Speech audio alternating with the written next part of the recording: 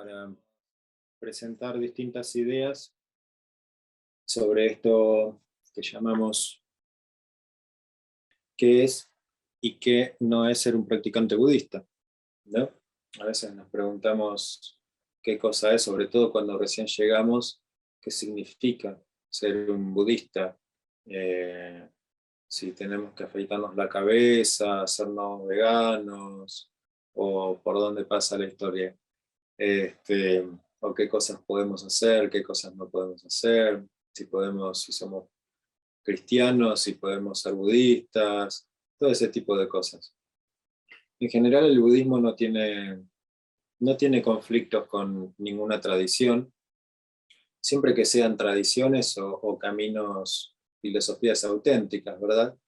El budismo, más que una religión, yendo a lo técnico, sería como una filosofía de vida, porque lo que es religión no entraría porque no hay un Dios externo. Tampoco es que se niegue la existencia de un Dios, no es que va ahí a contradecir a los católicos o algo por el estilo. Eh, pero básicamente lo que se dice es que cada uno posee esa naturaleza de Buda, como decíamos hace un rato, ese Tathagata Garbha, y lo que buscamos es recorrer un camino de liberación interior, un camino de autoconocimiento, más que de búsqueda hacia algo externo, un dios externo, o rezarle o algún dios externo. Si bien en el budismo tibetano, sobre todo, que es el de nuestra tradición, eh, aparecen distintas deidades simbólicas que parecen dioses, son divinidades simbólicas y que en realidad representan aspectos puros de nuestra propia mente. Entonces, no es que nosotros podamos considerar los dioses externos o algo por el estilo, sino que más bien en distintas prácticas eh, que llamamos del Vajrayana, de este budismo tántrico o como se conoce más, budismo tibetano, eh, lo que buscamos es desarrollar, reencontrarnos con ese aspecto puro de nuestra propia mente a través de la visualización de estas deidades y de distintos rituales y liturgias y recitación de mantras y desde ya visualizaciones, etc. En otro de nuestros encuentros vamos a ir viendo un poco también los distintos tipos de caminos que hay en el budismo, los principales, ¿verdad? Porque hay muchas ramas, pero bueno, básicamente hay 3 escuelas principales, ya lo vamos a ir viendo en otro encuentro. Pero bueno, volviendo un poquito a lo de hoy, ¿qué es ser un budista? Básicamente uno se convierte en budista cuando toma refugio. Toma refugio en Buda, que vendría a ser como en Buda, Dharma y Sangha, que se llaman las 3 joyas. Y vendría a ser una suerte de bautismo, ¿no? Que uno se inicia con el compromiso ya de practicar y de recorrer este camino. Pero no es una necesidad inminente al comienzo. Si uno puede tener este acercamiento a través de estas prácticas de los lunes, no necesariamente tiene que iniciarse en el budismo, puede seguir practicando otras cosas. Me da un poco de gracia mientras abro un paréntesis. Mientras les voy hablando, me voy dando cuenta que se me pegó la tonada española como hablan acá. Y por ahí ustedes no se dan cuenta, pero y tal, y no sé qué, y no sé cuánto, así hablan aquí. Pero bueno, cosas que pasan. Cuando voy a Córdoba se me pega el cordobés. Entonces, básicamente lo que les decía es la diferencia entre un budista y un no budista practicante es la ceremonia de refugio, ¿verdad? Entonces tomamos refugio a través de un ritual con los lamas que hacen esa ceremonia y ahí ya formalmente somos budistas. Que eso nos va a permitir también tener un contenido de bendición en nuestro camino como para poner en práctica otro tipo de prácticas, valga la redundancia, como son las del Vajrayana, por ejemplo, de esto que hablábamos de las visualizaciones, etc.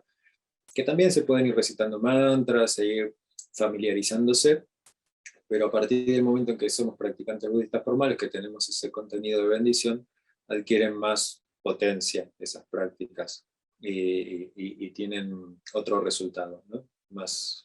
Eh, más provechoso.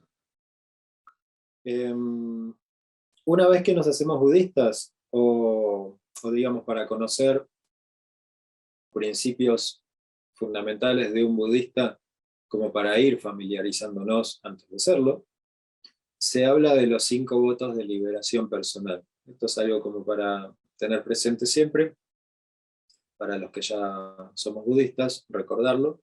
Entonces son básicamente, el primer voto sería no matar, no quitar la vida a ningún ser. El segundo sería no robar. No robar implica no solamente no ir a asaltar una joyería o robar un banco, sino se dice que es como no tomar lo que no nos ha sido dado. ¿Sí? Entonces, nos encontramos algo, me encontré esto acá arriba de la mesa, y se dice que tengo que preguntar 3 veces a ver si de quién es o si es de alguien, como para decir realmente no es de nadie y me lo encontré. La Masangue siempre hacía el chiste de decir, bueno, podemos preguntar bajito, ¿no? Es de alguien, listo, me lo guardo en el bolsillo. No, la idea sería realmente no tomar lo que no nos ha sido dado. Ahí es donde hablamos de no robar, ¿sí? Entonces es como una idea un poco más sutil, ¿verdad? Que a veces decimos, ah, esto me lo encontré, está ahí, no es de nadie. Y en realidad tiene un dueño potencial, o podemos hacer un esfuerzo por ubicar ese dueño. ¿Sí? Ahí es donde se refiere a esto de preguntar 3 veces, es como una tradición, ¿no? Pero se refiere a eso, a tratar de encontrar el dueño, y si lo encontramos, eso va a ser mucho más provechoso y, y regocijante que el elemento material mismo. ¿Sí? Entonces teníamos eso, no quitar la vida, no matar, no robar, no mentir. Es lo siguiente, que se refiere, bueno, por supuesto a decir la verdad y a no decir lo que no es. Eh, que a veces ahí también, yendo a lo más sutil, entra en juego lo que es la exageración. A veces por inocencia, por costumbre, por hábito, somos un poco exagerados en lo que decimos, y en eso también hay que tener cuidado, ¿no? Porque estamos transmitiendo algo realmente que no es. Entonces, ahí es donde tenemos que observar, no es simplemente decir una mentira así eh, de manera directa. Se refiere también a esto, a esas sutilezas de no ser exagerados o no ocultar cosas, ese tipo de cosas, ¿no? Tenemos que analizar cada punto desde esas sutilezas. Eso en cuanto al tercer voto, ¿no? Dijimos, no matar, no robar, no mentir. Luego el cuarto es no tener una conducta sexual inapropiada. Bueno, se refiere básicamente a eh, si tenemos una pareja estable, ser fiel a esa pareja, tener unos hábitos saludables y, y no buscar desde ya pareja de otra persona, ese tipo de cosas, ¿no? Eso se refiere a una actitud sana a nivel de una conducta sexual o una conducta sexual apropiada. Luego tenemos el quinto voto, que sería no hacer uso de intoxicantes. Y ahí entonces a veces se habla de erradicar totalmente tomar alcohol, por ejemplo, desde ya que consumir otro tipo de elementos más fuertes o consumir drogas. Pero también yendo a lo sutil, no significa que vayan a ser budistas y no pueden tomar más una copa de vino a la noche, ¿eh? No pasa por ahí, aunque si lo hacen, no tendría nada de malo, está muy bien también. La idea básicamente es no llegar o no caer en un tema de adicción. Hay distintos tipos de adicciones, ¿verdad? Podemos prender la tele y ya tenemos ahí una droga bastante potente. O, por ejemplo, me duele la cabeza y me acostumbro a tomar un paracetamol cada vez que apenas siento una molestia en la cabeza. Hay cosas que se pueden resolver de otra manera o se pueden evitar. Entonces, a eso se refiere un poco al uso de intoxicantes. Intoxicantes que, valga la redundancia de nuevo, intoxican nuestra mente, ¿sí? La perturban, o la distraen, o la obnubilan. Por supuesto que si estamos hablando de drogas o de cosas que se consumen, eh, realmente eso sería interesante poder dejarlo. Incluso el tabaco, produce mucha ansiedad y distintas cosas, pero es un manejo de cada uno y lo importante es ir tomando un poquito de compromiso cada vez, de ir dejando. Por ejemplo, si fuman un atado de cigarrillos, bueno, tratar de fumar medio. Y luego, pasado un tiempo, tratar de fumar tres cigarrillos, no tres atados. Y luego de un tiempo, fumar uno cada tanto, y así, hasta poder dejarlo. Ahí es donde vamos a ir buscando ese avance. O de, no sé, mirar mucha televisión sin realmente utilidad, tratar de mirar menos y reemplazar por escuchar música, todo ese tipo de cosas, incluso en la comida también. A veces puede ser que tenemos una exagerada necesidad de comer dulce o azúcar, que es sumamente malo para el cuerpo y para la salud. Entonces ir reemplazando por otra cosa, por miel o por edulcorantes naturales o lo que fuera. Y así entonces vamos buscando un equilibrio y un camino de sanación desde cada aspecto, ¿no? Desde estos votos. Eh, Así que bueno, eso es básicamente en relación a los 5 votos de liberación personal, que difieren a un budista de un no budista, pero que básicamente no necesariamente hay que ser budista para seguir esto. Vieron que no son cosas extremadamente eh, para la práctica de un monje o algo por el estilo, es básicamente ser buenas personas y portarnos bien. Así que es un poco eso lo que vamos a encarar una vez que seamos budistas y sostenerlo, tener el compromiso de poder hacerlo. ¿Alguien preguntó algo o estaba de casualidad se prendió el micrófono? Si tienen alguna pregunta, creo que había una opción para levantar una manito o algo por el estilo, ¿no? O cualquier cosa me avisan. Bueno, otra cosa que vamos a tener en cuenta, vamos a ir viendo. No tenemos muchísimo tiempo, así que vamos a hacer como un repaso, pero una revisión de esto, pero en la medida que necesiten me consultan, o podemos seguir viendo, como les decía, en otros encuentros. Otro punto que me pareció interesante para recordar, que a veces se lo relaciona como una definición del budismo, que se pregunta, ¿qué es el budismo? Y hay una frase del Dalai Lama muy bonita que dice, si no podemos ayudar a los demás, al menos no les hagamos daño. Eso podría ser un resumen de qué significa el budismo, de cuál es la esencia del budismo, ¿no? Entonces estamos en eso. Si no podemos ayudar a los demás, al menos no les hagamos daño. Y ahí tenemos también, que vamos a ver más adelante, eh, como muy resumidamente, las dos escuelas principales del budismo, que una sería el pequeño vehículo y otra el gran vehículo.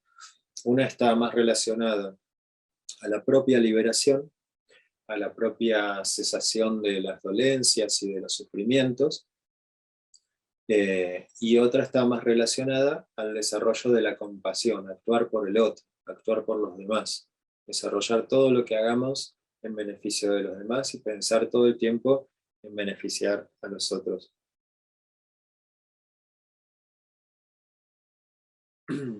Entonces, básicamente cuando dice, si no podemos ayudar a los demás, que esa sería la actitud del bodhisattva, o la actitud desde la compasión, al menos no les hagamos daño. Cuando dejamos de hacer daño a otros, estamos deteniendo la creación de sufrimiento en nosotros mismos, no solamente que perjudicamos al otro, ¿verdad?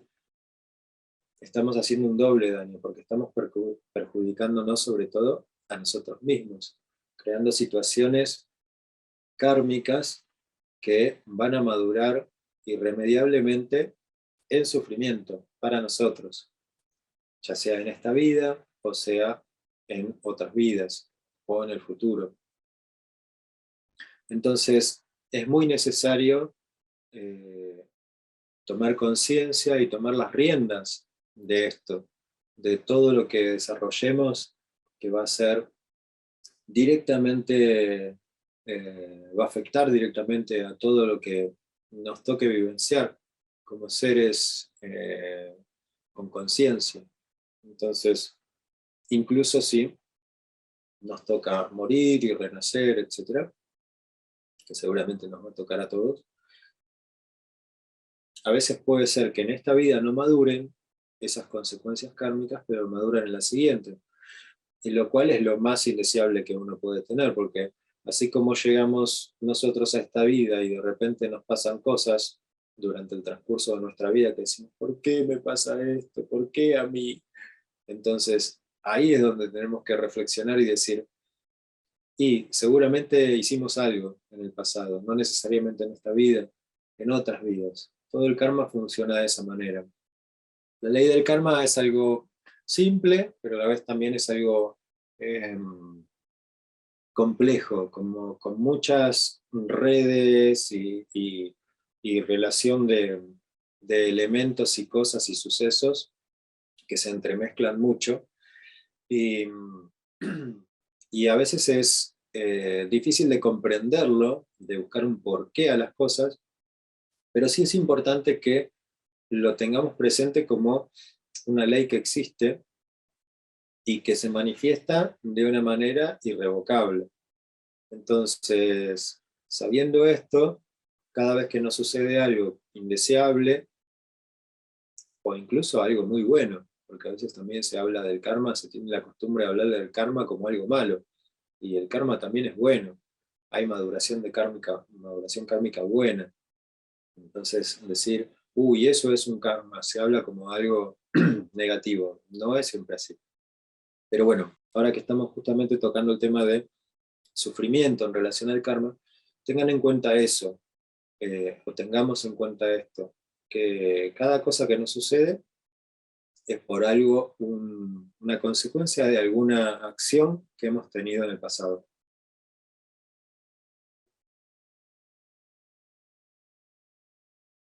Se me está complicando un poco la garganta. Estuve con una tos hace 2 semanas, me había quedado sin voz. Me hice el test de COVID, no tenía nada, pero tenía una tremenda bronquitis. Consecuencia a veces de tomar un poco de frío.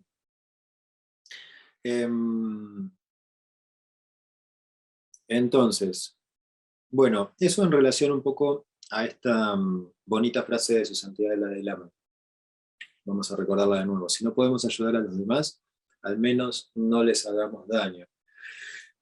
Entonces, al evitar el daño a los demás, decíamos, evitamos o detenemos la creación de sufrimiento nosotros mismos. ¿Qué va a pasar? Que poco a poco se va a ir purificando en la medida que vayamos practicando buenas acciones también, se va a ir deteniendo esas consecuencias kármicas negativas y vamos a ir purificando también por otro lado, y en ese sentido vamos a ir recorriendo o avanzando en el camino hacia el despertar.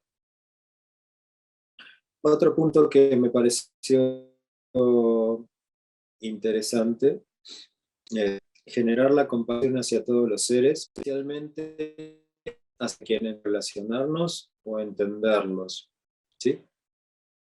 Entonces ahí, cuando hablamos de ser un practicante budista, realmente No es desde juntarnos los lunes a meditar y hablar cosas bonitas, o poner musiquita linda, o comprarnos saumerios ricos en el barrio chino, o cosas por el estilo, sino más bien que, incluso obviando todo eso que acabo de decir, es ir cambiando nuestra actitud, eh, y muy probablemente como yendo en contra de todo lo que aprendimos, de todo lo que nos enseñaron, o de todo lo que aprendimos tradicionalmente o aprendimos socialmente, como eso de que siempre buscamos como rechazar lo que no nos gusta y adoptar lo que nos gusta, entonces armamos nuestros propios grupitos de amigos o de gente querida y rechazamos otra, e incluso denigramos a los que no nos gusta o no nos gusta su actuar o lo que sea. Y para un practicante, en realidad lo que buscamos es justamente como tratar de meternos más en el pensamiento de ese ser que no entendemos por qué actúa de esa manera. Tampoco es que tengamos que entenderlo, pero, pero sí tratar de sentir lo que siente, percibir un poco sus modos de ser, y, y tratar sobre todo de entender de esto que hablábamos recién, las consecuencias kármicas que puedan llegar a aparecerle, eh, por sus propias malas acciones. Entonces ahí es donde empezamos a ponernos en el lugar del otro desde el punto de vista kármico. Y ahí es donde empezamos a desarrollar realmente la compasión. Entonces decimos, tal persona hace tal cosa, qué sé yo, se merece tal cosa. No, pensémoslo desde otro lugar. Pensémoslo de, por ejemplo, ¿qué puedo hacer yo de utilidad para que esa persona pueda vivir las cosas, las situaciones y la vida misma de otra manera, más útil para los demás, más útil para sí mismo?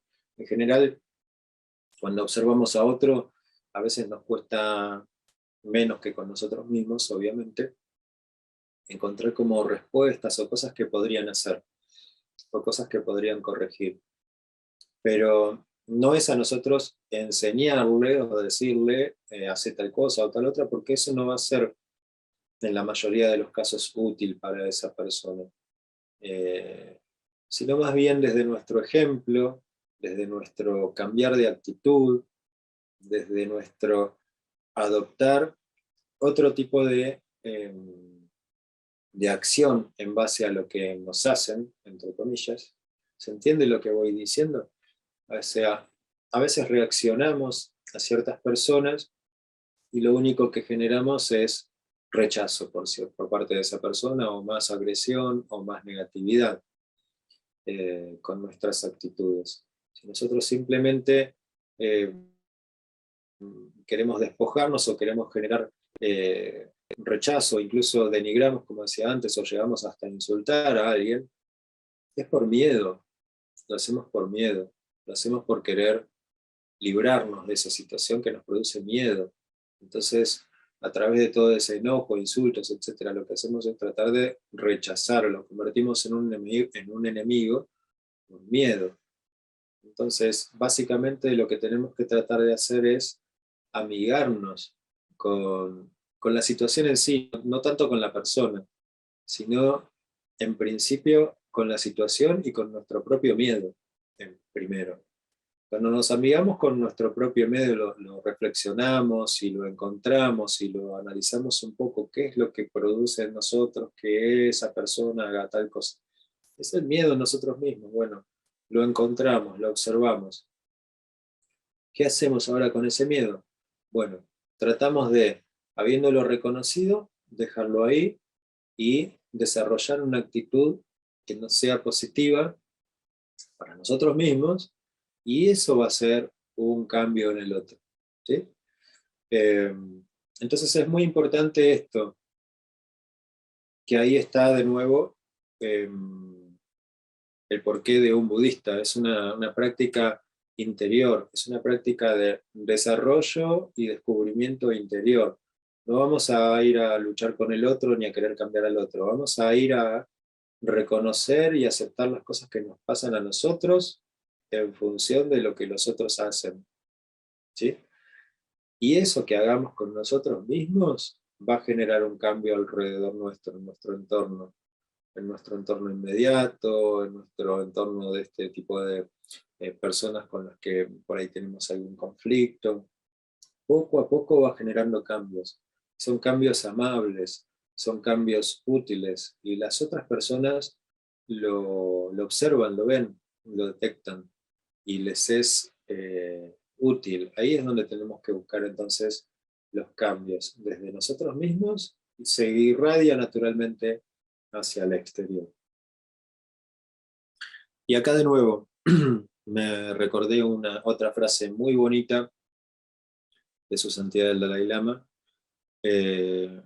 No recuerdo exactamente, yo anoté un porcentaje, llevaba unos porcentajes, no recuerdo si eran exactamente esos, pero deben serlo, aproximadamente deben serlo, no sé si puntualmente dijo así el Dalai Lama, pero me acuerdo el sentido de la frase sobre todo. Entonces dice: de todo lo que percibimos como siendo el mundo y los seres, el 5% es verdad y el 95% restante es una proyección de nuestra propia mente.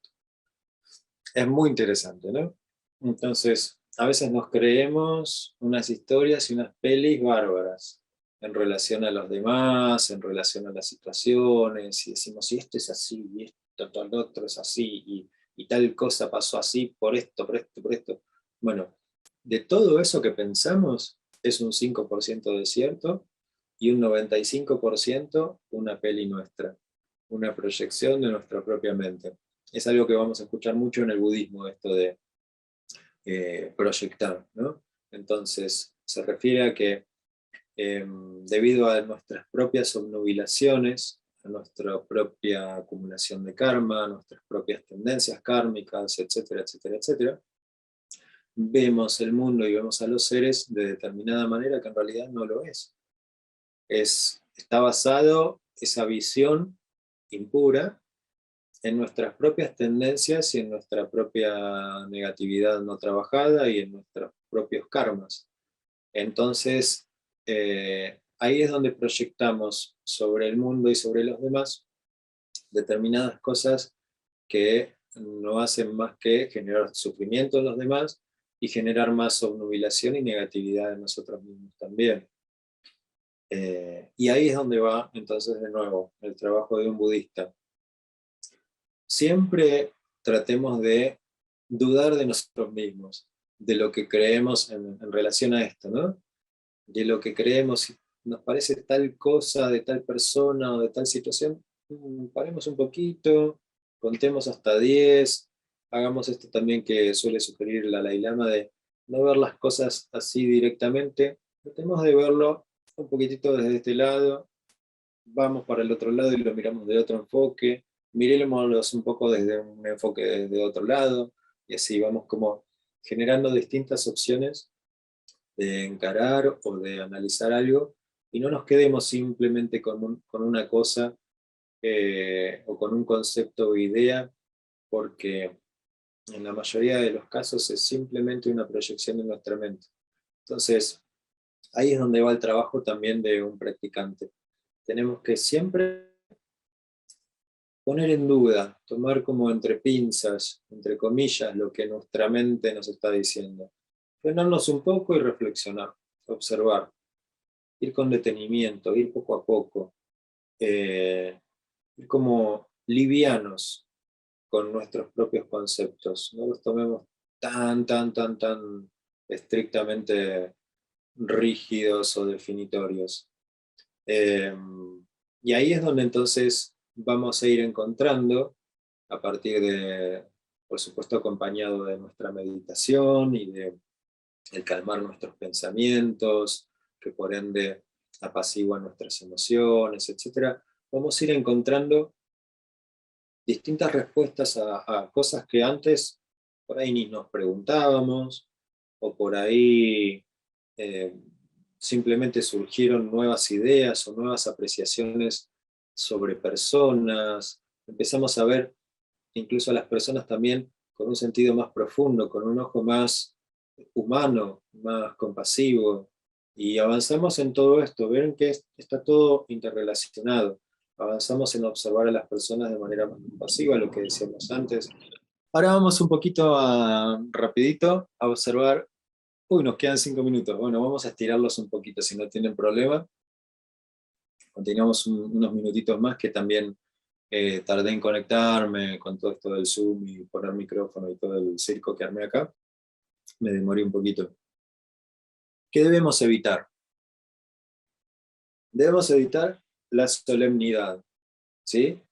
Entonces, volvernos exageradamente puros en comportamiento, y lo que debemos hacer es cultivar la visión pura, pero sin necesidad de mostrarlo al exterior, ¿sí?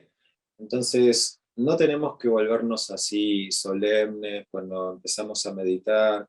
Suele pasar, ¿eh? Llegamos ahí al budismo y nos sentamos todos así, y empezamos a andar con un mala, el rosario budista, nos ponemos acá, el mala o en la mano, y andamos con cosas tibetanas, o nos empezamos a vestir todo de bordó, o nos afeitamos la cabeza de un día para el otro, todas esas cosas. Empezamos a comprar la mochila bordó, la bici bordó, cambiamos el auto y lo compramos bordó, y usamos camisas amarillas, y hacemos todo un circo bárbaro. Ponemos las banderitas de plegaria en cualquier lado, arriba de la cocina. Entonces, todo eso es muy lindo, pero lo más importante es lo que decíamos recién, es adoptar un cambio de visión, ¿sí? Trabajamos sobre la visión pura. ¿Qué significa esto? Es ir desarrollando cada vez más,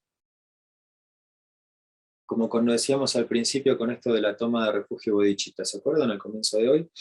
De que vamos poquito a poco desarrollando como una intención pura, aunque no nos lo creamos, eh, pero sí desarrollar esa confianza de que vamos avanzando un poquitito más en una visión pura, y en el aspecto de desear alcanzar el despertar por el bien de los seres. En este caso, la visión pura se refiere a considerar a todos los seres como siendo Buda, ¿sí?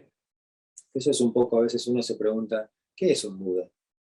¿Por qué? ¿Quién le dijo que es Buda? ¿O qué hace el Buda que es tan distinto a nosotros? Yo no puedo ser Buda. Bueno, sí, somos Budas. De hecho, Buda dijo que somos Budas.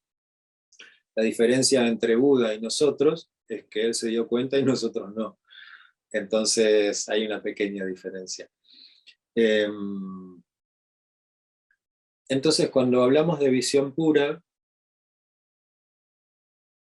y este trabajo desde el budismo en relación a las personas, en relación a las situaciones y todo, no tenemos que mostrar esa solemnidad de que somos un practicante budista como los que vemos en la tele o en los documentales, sino seguir siendo nosotros mismos, pero cambiando nuestra motivación, nuestra intención, nuestra forma de ver a los demás, ver con ojos más compasivos a los demás. Nuestras acciones pueden llegar a ser similares. Por supuesto que sí, nos encontramos con que estamos desarrollando y que nunca nos habíamos dado cuenta, actividades que dañen a otros o que perjudiquen a otros o que generen conflicto en los demás, tenemos que tratar de evitarlas. Tomar ese compromiso, como hablábamos también hace un rato, en relación al quinto voto de liberación, tomar el compromiso de poder ir disminuirlas o de ir erradicándolas completamente.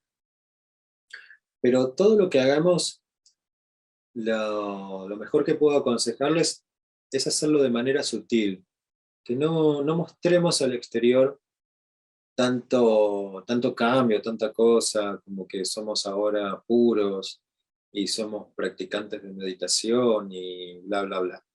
Todo eso no va a ayudar a los otros, ni tampoco nos va a ayudar a nosotros mismos. Nos va a generar más bien obstáculos en nuestra práctica. Porque en donde nos mandemos alguna macana, los otros van a estar ahí justamente para corregirnos. Ah, viste que vos eras budista, van a decir. Y entonces ahí vamos a tener un gran obstáculo a nuestra práctica, nos va a generar incomodidad, nos va a generar el deseo de querer demostrar ahora más intensamente al otro que sí somos budistas, y que somos más puros que ellos. Bueno, todas esas tonterías hay que evitarlas. ¿Cómo las evitamos? Justamente siendo bajo perfil. Ese sería el buen consejo. Buen provecho, Patri, qué rico mate. Tengo el mío por ahí también. Entonces, cada cambio que hagamos, que sea desde nuestro interior. Mientras menos lo podamos mostrar, nuestro cambio, en nuestra apreciación de las cosas, más de utilidad va a ser para el entorno, para los otros. Sobre todo cuando hablamos, como decíamos hace un momento, de esas situaciones o personas con las cuales tenemos dificultades o relaciones más conflictivas. Mientras más sutil y humildes podamos ser en nuestro cambio de visión y en nuestras herramientas que encontremos para generar armonía y cambios en las situaciones o en los demás, mejor va a ser. Mientras más sutil y humilde, mejor. Eh, y eso va a ser de muchísimo más provecho para esas otras personas o esas distintas situaciones que debamos afrontar. Así que bueno, eso en relación a esto que decíamos, la solemnidad, o un poco también esto del bajo perfil. Pero sobre todo esto de no ser tan solemnes. Seamos quienes realmente somos y busquemos el cambio desde el interior. Otro punto que debemos evitar: aplicar enseñanzas a otros. Es algo muy típico que nos suele pasar al comienzo, y es esto de nos ponemos a leer todos los libros que encontramos de todos los lamas tibetanos, del Dalai Lama, hasta el tercer ojo leemos, y empezamos a encontrar cosas de todo tipo y decimos, esto se lo tengo que decir a mi esposa, porque esto es lo que ella necesita escuchar, esto es lo que ella tiene que cambiar para que empiece a funcionar todo bien. O a los amigos, o a nuestra madre, o a nuestro padre, hasta el perro, a todos le queremos dar una enseñanza budista. Entonces, en realidad, cuando leemos una enseñanza o escuchamos una enseñanza, un lama o lo que sea, y sentimos justamente que debería ser aplicada a otras, es porque la necesitamos nosotros. ¿Sí? Es un poco esto de lo que hablábamos hace un ratito, de nuestras proyecciones hacia los demás. Justamente cuando vemos cosas en los demás, porque las estamos proyectando nosotros, porque somos nosotros quienes la tienen que resolver, que lo tiene eh, pendiente de resolver. Entonces, cada vez que escuchemos enseñanzas o leamos en un libro cosas que sean muy importantes, nos va a surgir ese pensamiento de querer aplicarla a tal o cual persona. Instante siguiente tratemos de decir, bueno, a ver, paremos un poquito, lo voy a pensar como para mí mismo. Y ahí nos quedamos reflexionando. ¿Sí? Entonces tratemos de asimilar ese tipo de cosas para nosotros mismos. Y algo asociado a eso también, que me anoté acá, es pretender enseñar a los demás. ¿Sí? Eh, de nuevo, es un poco todo entrelazado esto que estamos conversando. No tratamos de enseñarle nada a nadie. En realidad lo que buscamos justamente, como decíamos antes, es volcarnos más bien al interior y tratar de entender en nosotros mismos las situaciones o las cosas que nos afectan de los demás. ¿Sí? No tratamos de corregir al otro que hace tal o cual cosa, sino que tratamos de corregir a nosotros mismos, a nuestras reacciones, a nuestras sensaciones, buscarle el por qué me pasa esto en función de lo que aquel hace. ¿Sí? Por más que nos estén pegando, ¿por qué sufro que me estén pegando? ¿Por qué? Tampoco es que se dejen tirar en el suelo y que les peguen patadas, ¿no? No hablamos de eso. Siempre uno trata de defenderse de manera útil sin generar daños en los demás. Pero en lo que se refiere a trabajo interior, Entonces, ahí sí tenemos que preguntarnos por qué me pasa tal cosa en función de lo que el otro está haciendo. No tratamos de involucrar al otro. El otro ya está en su tema, como mencionábamos hace un rato. El otro ya está inconscientemente o obnubiladamente generando su propio mal karma, pobre. Entonces, primero resolvamos lo nuestro y después entonces vamos a pasar a esa instancia también de ver por qué el otro hace tal cosa, por qué tiene ese hábito, por qué por ahí ni se da cuenta, por ahí eh, sufrió tal o cual cosa en su vida, o en su pasado, o en su niñez, etc. Entonces, siempre vamos a ir desde la reflexión, desde apreciar las cosas desde un corazón abierto y, e incluso a partir de ahí, de esta reflexión hacia nosotros mismos y de encontrarnos con nuestros miedos y amigarnos con nuestros miedos, como decíamos también hace un momento, vamos a mirar con otros ojos a la otra persona, no vamos a mirarlo así con ese odio, quiero que te vayas, lo vamos a mirar como compasivamente, vamos a abrirnos, vamos a poner, como dice Chogyam Trungpa Rinpoche, el corazón abierto arriba de la mesa, el corazón eh, totalmente abierto y como un corazón herido, ¿sí? Totalmente expuestos y frágiles hacia los demás, en un buen sentido, desde la sabiduría, no desde dejarnos pegar, ¿sí? O de dejarnos maltratar, desde la sabiduría, un corazón abierto con sabiduría, va a ser una mirada compasiva, frágil y penetrante, ¿sí? Esa va a ser como un poco la intención, no es algo que busquemos, va a surgir naturalmente. Eh, Otra cosa interesante también, cosas que no debemos hacer o cosas que debemos evitar, volverse a alguien especial, en el sentido en el mal sentido, ¿no? De volverse a alguien que se considera a sí mismo especial.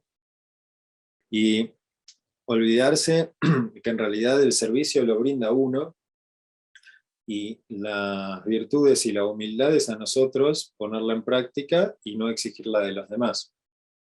A veces pasa que nos hacemos budistas y queremos que nos tiren una alfombra roja, nos hagan prosternaciones adelante, o creemos que somos la reencarnación del futura del 17º Karmapa. Eh, entonces, tenemos que dejar de lado todas esas tonterías también y realmente cuando nos comprometemos en el camino espiritual, ni siquiera hablando solamente de budismo, cualquier camino auténtico, nos comprometemos en servir a los demás, en esto que desarrollamos al comienzo, la bodhicitta, es alcanzar el estado de Buda para beneficiar a todos los seres, es realmente entregarnos a los demás, de manera sabia, de nuevo. Eh, pero entonces no caigamos en esas cuestiones de engaños de nuestro propio ego, que a veces nos hacen ir hacia un lugar de reclamos hacia los demás y decirle a la, no sé, a la hermana que está en el dormitorio al lado, apagar la música porque no puedo meditar, ¿no? Y exigir ese tipo de cosas. Si realmente somos practicantes budistas y queremos meditar, y bueno, son las condiciones que nos tocaron, o nosotros nos vamos a otro lado, o empezamos a practicar con la música de Fabiana Cantilo sonando fuerte al lado, o lo que sea. Este, entonces, realmente no generar reclamos o cosas a los demás, somos nosotros los budistas, somos nosotros los que nos metemos en el lío y que queremos realmente alcanzar el despertar para servir y beneficiar a los seres. Así que es a nosotros, justamente, en un buen sentido, agachar la cabecita y ser más humildes. Y, y realmente generar nosotros la armonía, generar nosotros el diálogo, generar nosotros ante una discusión o ante un enojo, por más que nos resulte que es injusto y que nosotros tenemos la razón, bueno, vamos y recordamos que nosotros somos los que intentamos practicar la compasión, recordamos que somos en esencia Chenrezig, el Buda de la compasión, y vamos y damos el primer paso compasivo, el primer paso en el diálogo, el primer paso en calmar las aguas, en ser más cordiales, en ayudar al otro, en apoyarlo, en tener paciencia, en escucharlo, etcétera, etcétera, etcétera, etcétera, ¿sí? Vamos a tratar siempre de frenar, controlar, respirar, no soltar nuestras emociones conflictivas y realmente poder tratar de transmutarlas, respirar hondo y decir, voy a generar yo el primer paso de amor y de compasión hacia el otro. Y bueno, finalmente para recordar, como para que guarden unas otras lindas frases para tenerlas presentes en la semana o en su vida. Yo las tengo hace muchos años que las recuerdo y las considero muy valiosas. Una es muy bonita, es muy sencilla y es en relación a todo esto que estuvimos conversando. Samsara, ¿qué es el samsara? Muchos habrán escuchado hablar de la palabra samsara. Está el samsara, el nirvana. Bueno, de poquito lo pueden ir leyendo, pero básicamente, samsara es ver defectos en los demás. Es una frase muy breve, pero muy profunda, realmente. Entonces, samsara es el ciclo de las existencias. Puede ser también el mundo mundano, valga, hoy estoy con las redundancias. El mundo mundano es el samsara, todo lo que sería mundano es el samsara, todo eso es samsárico. Y básicamente es la rueda de sufrimiento, ¿no? Que se genera por vivir bajo nuestra propia obnubilación y generar karma y negatividad y por ende renacimientos poco fructíferos y de sufrimientos cada vez más en el ciclo de las existencias. El samsara es una rueda de renacimiento, no es tanto una cosa, una visión lineal de o me muero y voy para arriba o me muero y voy para abajo, sino que renazco, subo, bajo y doy vueltas por toda la rueda indefinidamente, hasta que alcancemos el estado de Buda, o hasta que encontremos el nirvana, que es la cesación del sufrimiento. Pero bueno, esta frase lo que nos dice es que samsara es ver defectos en los demás. ¿Qué quiere decir esto? Que en la medida que nosotros veamos algún tipo de defecto en los demás, estamos en el samsara. El día que no veamos ningún defecto en nadie, vamos a estar fuera del samsara. ¿Vieron qué simple y qué directo? Entonces ahí tenemos la explicación de qué cosa es un Buda. Un Buda es alguien que no ve defectos en los demás. Ni uno. ¿Por qué? Porque purificó completamente su mente. Entonces ve a todos los demás como si fueran un Buda. Como el Buda que son, en realidad. Por eso pasa cuando tenemos la fortuna de estar frente a algún gran lama, como su santidad Karmapa, su santidad el Dalai Lama, Taishitu Rinpoche. Cuando él nos mira, ve en nosotros un Buda, y eso es como, por un lado nos descoloca, por otro lado nos ilumina, porque alguien es alguien con una firmeza y plantado y con una sabiduría y con toda una presencia que tiene encima, nos está viendo y nosotros a través de su mirada sentimos que nos ve como un Buda, es algo sumamente devastador para nuestro ego, inspirador e iluminador, si me permiten la palabra. Entonces, es algo que realmente debemos tratar de poder hacer en la medida que podamos en esta vida, siempre estar en contacto con los grandes lamas, que van a tener ese punto de vista, esa visión pura y esa visión de vernos como un Buda realmente. Otra frase para recordar. El camino espiritual es ser uno mismo lo que uno realmente es. Y es un camino a recordar día a día. Esto es como un resumen también de todo lo charlado. Entonces, ¿qué es ser un budista, en definitiva? ¿O qué es recorrer un camino espiritual auténtico? Es ser uno mismo lo que realmente es. ¿Sí? Entonces es encontrarnos a nosotros mismos, día a día, momento a momento. No es encontrar a alguien más. Con esto que hablábamos, por ejemplo, de la solemnidad. Cuando nos ponemos solemnes, estamos generando ahí un muñeco duro que se porta bien. Eso no es ser budista. Es ser un muñeco nada más. Entonces, la idea de ser practicante Es, si somos mecánicos, seguimos siendo mecánicos. Si somos pasteleros, seguimos siendo pasteleros. Si somos esquiadores, seguimos siendo esquiadores. Si somos pizzeros, seguimos siendo pizzeros. Si somos jueces, seguimos siendo jueces. Si somos abogados, seguimos siendo abogados. Entonces aplicamos nuestra, eh, nuestras herramientas al budismo y aplicamos el budismo a las herramientas o contexto personal que tengamos.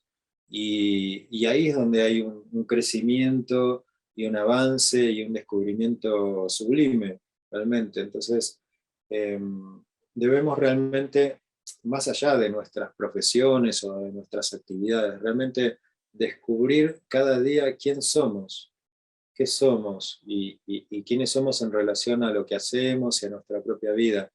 Eso es sumamente importante y eso es ser realmente alguien auténtico, y ahí es donde somos practicantes, ahí es donde podemos llamarnos budistas. Que bueno, budista, budismo es un ismo más, tampoco es, no tenemos que caer en ese mundo de los conceptos tampoco. El budismo se inventó después de que Buda ya no estaba más, no lo inventó Buda.